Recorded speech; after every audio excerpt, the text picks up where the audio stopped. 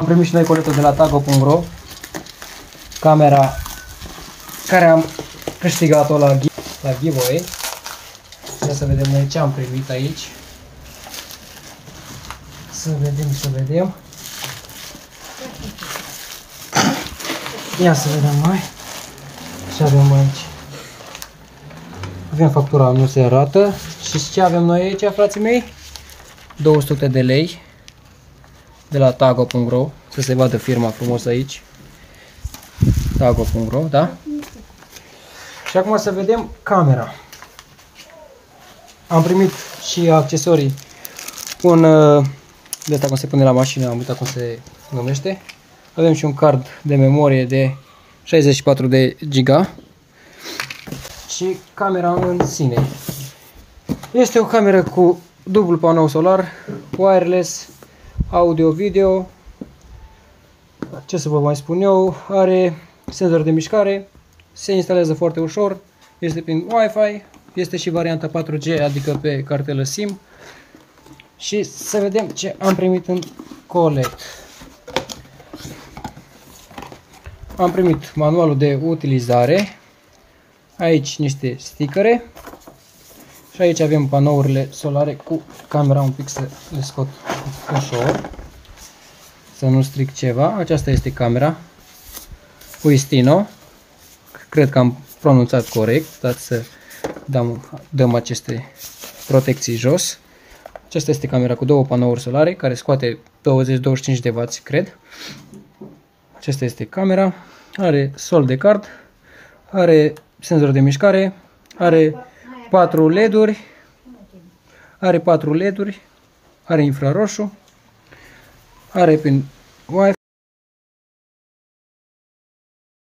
din câte v-am spus, încărcare tip C. Și aceasta este camera. Mulțumesc celor de la Tago. Acestea sunt accesoriile. Ca să vă arăt, acesta este suportul. Și să vă arăt și accesoriile. Dăm cutia la o parte. Să vedem ce avem aici. Aici ar trebui să fie încărcătorul și ustensilele de montare. Deci, avem o șurubelniță în cap de stea. Hai un pic să o scot. Aceasta. O punem înapoi. Cablu de alimentare tip C, să se vadă. Tot cablu de alimentare. Avem diblurile de prins camera. Acesta este de resetare. Șuruburile pentru antene și antenele în sine. Avem și aceste cu curele. Dați un pic să le pot prinde, să le pot scoate. Acestea n-am idee de la ce pot fi. O să mă uit pe manual să vedem la ce ne ajută. Să punem toate acestea înapoi.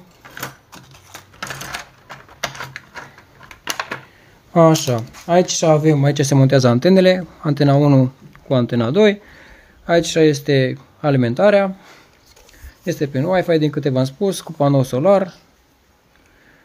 Și cam aceasta este camera, butonul de on-off, să se vadă.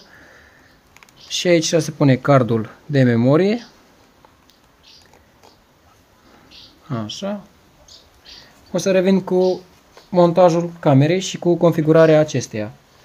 Mulțumesc încă o dată echipei Tago pentru seriozitatea acordată și atât am avut de spus. Recomand Tago.ro, să se vadă aici Tago, numărul de telefon, site-ul lor și contactul pe e-mail. Mulțumesc încă o dată. V-am pupat!